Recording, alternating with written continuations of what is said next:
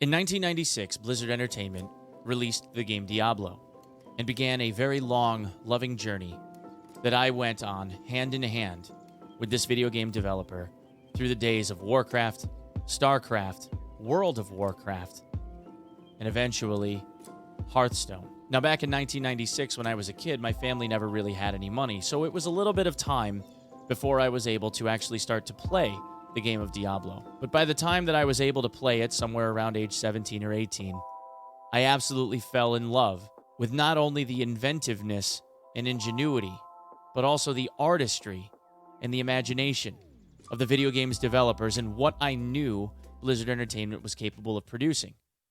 And much like an A-list celebrity that just can't be bad at selling movies, anytime Blizzard Entertainment came out with a new game or a new expansion pack for that game, I was just about first in line from that moment moving forward to support a video game developer because I knew what they produced was going to be the gold standard.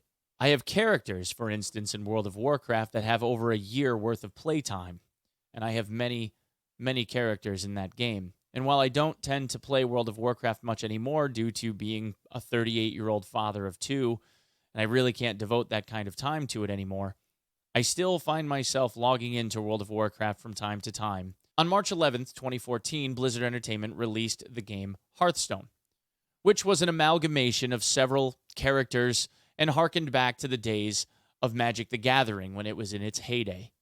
And because the game was in a digital format, it was capable of animating things and producing effects and allowing for mechanics that were not necessarily capable of your traditional paper card TCG. Having introduced systems that allowed for ranking, it gave players the ability to pit themselves against each other all over the world, and having a mobile variant of the game allowed people like myself in between meetings working professionally to be able to grab my cell phone and play a quick and competitive game whenever the moment was available.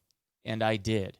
Now, obviously, with any kind of competitive game, especially in the most modern of climates, there is the need for more professional players, which now leads us up to the present day, and Chung, better known as Blitzchung. Blitzchung is a professional Hearthstone player, or he was. As seen on his Twitter, Blitzchung has a rather long list of achievements.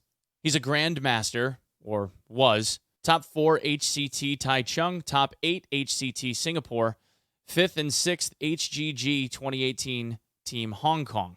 And he's obviously, as seen in a tweet from May 15th of 2017, been a legend player for quite some time. But herein lies the issue. And I realize that I'm a little bit late on this, and this has been spread pretty far and wide. But when it comes to Chung, it is a very, very important thing. For those of you unaware, the city of Hong Kong in China has been undergoing a bit of a transformation.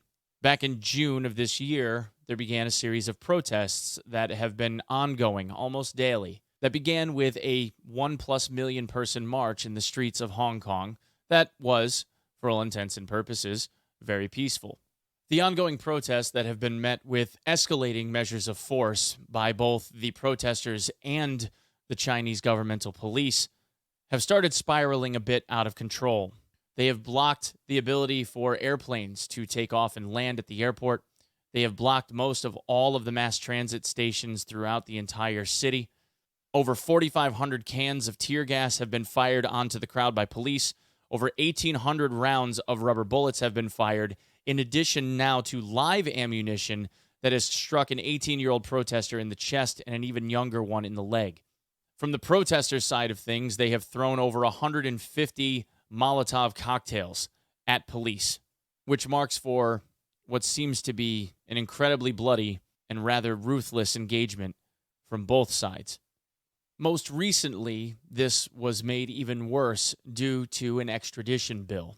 Now, this all started back in earlier 2018, where a gentleman from Hong Kong went to Taiwan with his girlfriend, killed his girlfriend, then returned to Hong Kong. Even though someone may commit a crime in Taiwan, being from China, and then return to the Chinese mainland, China does not have a mechanism in place to send you back to Taiwan to have you prosecuted. And there was a bill that was being worked on by the Chinese government to do just that, until September, when they said that it was no longer on the floor. Now, obviously, this caused the protests, riots, and what have you to become significantly worse. And most recently, on October 1st, which was National Day, things got really out of control, where the police fired 1,400 canisters of tear gas at the crowd, and the first protester was finally fired upon and shot with live ammunition. Now, all of this is background, which circles back to Blitzchung.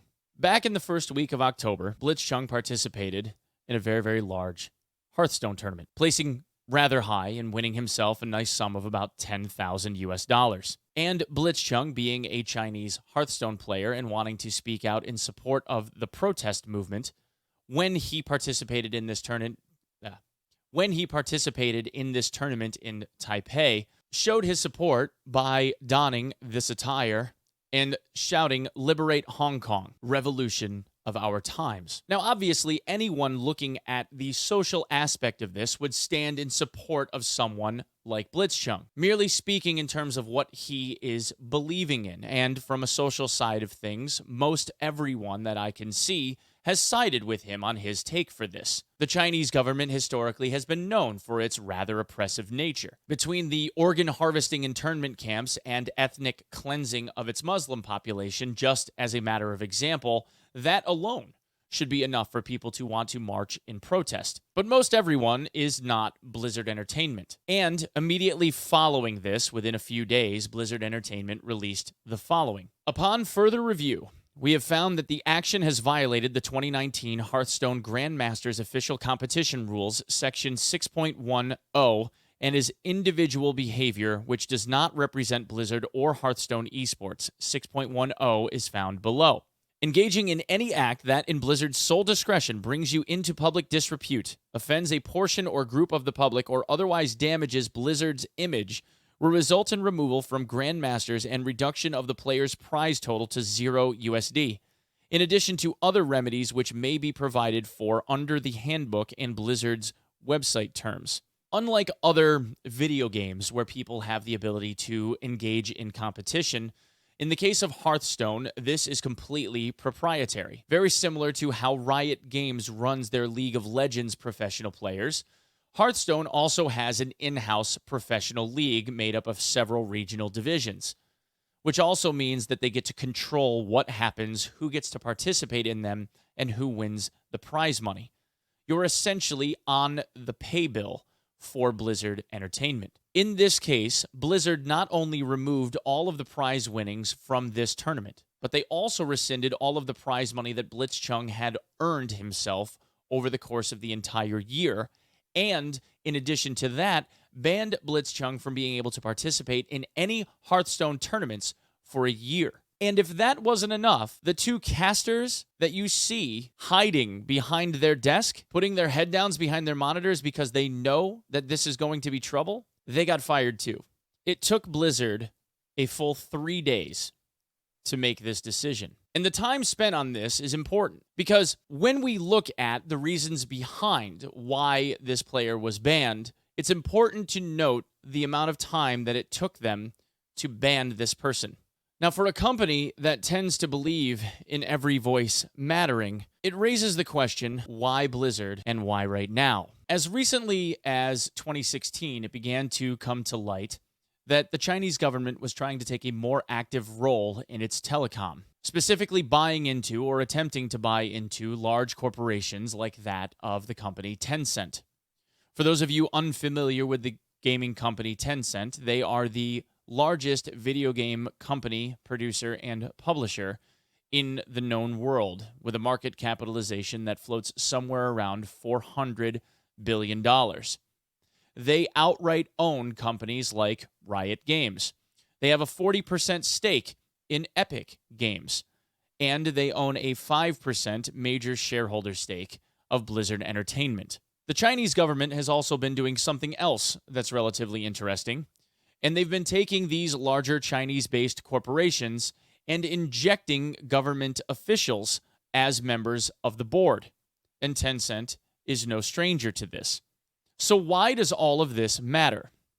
Well, if you remember, I said that Blizzard Entertainment has a major shareholder in that of Tencent. And because Tencent's board members are, in part, government officials, that means that they have a direct line to the government itself. And the decisions that the government has a tendency to make in terms of what levels of entertainment they are going to consume or allow to be consumed by the Chinese population. All of this boils down to money. The most popular place that you tend to hear about this kind of stuff in the news media has to do with movies. Movies like Avengers Endgame, that was touted as being partially produced to be appealing to that of Chinese governmental authorities and would then allow the movie to be played in China for its population, ended up earning nearly $600 million of extra revenue for the movie production company. So naturally, it goes without saying that when businesses create entertainment media, they want in on the Chinese government because the Chinese people are very large consumers. And again, this all boils down to dollars. Tencent, as a company owning a 5% shareholder stake in Blizzard Entertainment, is kind of a big deal. A 5% stake in Activision Blizzard is the equivalent of about $2 billion. But Tencent, as a company, is worth about $400 billion. So naturally, being 10 times larger than that of Blizzard Entertainment, they have a little bit of buying power. And also being the largest company that makes video games or has anything to do with video games in the known world, they're kind of a big deal. And when you have that much monetary weight to throw around, you start to hold an awful lot of influence. So the scenario more than likely played out like this. Blitzchung, at the end of his tournament, starts yelling out in support of the Hong Kong protesters. The two interviewing casters, knowing that this is going to be an issue, try and hide behind the desk. Blizzard, realizing what the heck just went on, ends up getting a phone call from someone at Tencent that says, you need to take care of this and fix this for us, otherwise it's going to be a problem. Blizzard, in response, ends up releasing a press release saying that they're rescinding any ability for Blitzchung to play for at least a year, and they're taking back all of his prize earnings. And then they release an apology. Not to Blitzchung, no. They release an apology to the Chinese people. We are very angered and disappointed at what happened at the event last weekend and highly object the expression of personal political beliefs in any of our events. As always, we will defend the pride and dignity of China at all costs. For a company that says every voice matters, this is a problem. Because now we're at the point, a tipping point, if you will, where money outweighs that of ethical belief. And when a company like Blizzard and its joined-at-the-hip partner Activision start calculating how many dollars they could potentially lose if the Chinese government says no to any offerings they have moving forward, or making it more difficult for them to play nice, that starts to become a bit of an issue. This is even more illustrated in a former Blizzard employee and developer, Mark Kern. In a series of tweets from October 8th, Mark outlines the following. I have watched China slowly take over as the dominant investing force in gaming and movies over the years. It's a shame U.S. companies never believed as strongly as China and Asia in investing in games, but this allowed China to have unprecedented influence over our media. He also goes on to say, I've seen firsthand the corruption of Chinese gaming companies, and I was removed from a company I founded after Blizzard for refusing to take a $2 million kickback bribe to take an investment from China. This is the first time I've ever spoken publicly about it. He then goes on to talk about how the Chinese government in general, having such a huge vested interest in video games and gaming, is now beginning to slowly take over as the dominant force in all things related to entertainment. And it all boils down to money. The unwillingness of certain video game and other media producers to overlook the extra nut that they could make as a result of producing a video game, movie, music, or other form of entertainment ends up being the thing that drives them. And now that China has vested interest and even certain levels of ownership in very, very large major publishers, it's no surprise that money from companies like Epic is being funneled into exclusivity deals for certain video game releases. So as gamers, we then look at possibly hitting a company where it hurts most, their wallet. And an overwhelming number of people have come out and said to boycott Blizzard. going so far as even to delete their Blizzard Entertainment or Battle.net accounts in full, at least until today. In a series of motions, Blizzard Entertainment has now doubled, tripled, and even quadrupled down on what it is that they've been standing for regarding this issue, going so far as to say that cosplays are being prohibited now, certain cosplays from BlizzCon. Anyone wearing Winnie the Pooh outfits will not be permitted to attend this year's BlizzCon. Those caught wearing them will be asked to change outfits or leave the event. People beginning threads on the Hearthstone forums, the official forums, are being banned for 1,000 years for a thread regarding Liberate Hong Kong. After winning a match, the American University Hearthstone team held up a sign saying "Free Hong Kong, boycott Blizzard" during their Collegiate Hearthstone Championship, and Blizzard cut their broadcast. Now an even larger issue. Blizzard has started disabling, or has completely disabled, the ability for any one of its players or any of its account holders to completely delete their account and all of their user data. There are typically 4 different authentication methods, all of which, according to Charlotte Mather, have now been completely disabled. And any mention of it in the forums gets you banned for 1,000 years. At least in Blitzchung's case, there is a little bit of a saving grace. The TCG Gods Unchained said that they would pay for all of his lost winnings and a ticket to their $500,000 tournament. No player should be punished for their beliefs. #free gaming. So at least in the case of Blitzchung, he has a little bit of restitution. But the larger issue here is what Blizzard is doing regarding its player base. A young Hearthstone player speaking out in support of a protest movement that is merely only so people that are harmed or, hell, even killed by Chinese nationals outside of China, in my mind, should not be something that they should be banned for just because they end up supporting something that they believe in. I think if you were to ask Blitzchung, he would probably say it was well worth the loss of funds. But from my standpoint, if you earn something, especially if it's something that you earned in the past, it shouldn't give a company the right to be able to rescind what it was that you've already claimed just because of something that happened later on down the line. And just as a reminder, the Hearthstone player Roger got banned for insider gaming and stream sniping and win trading from tournament to tournament, along with several other members of his team. But it took Blizzard a year to figure out whether or not they were going to ban them for a while. Anyway, guys, thank you very much for your time. Hopefully this sheds some light on the situation. I'll be boycotting Blizzard, and I hope that you guys will join me. Thanks.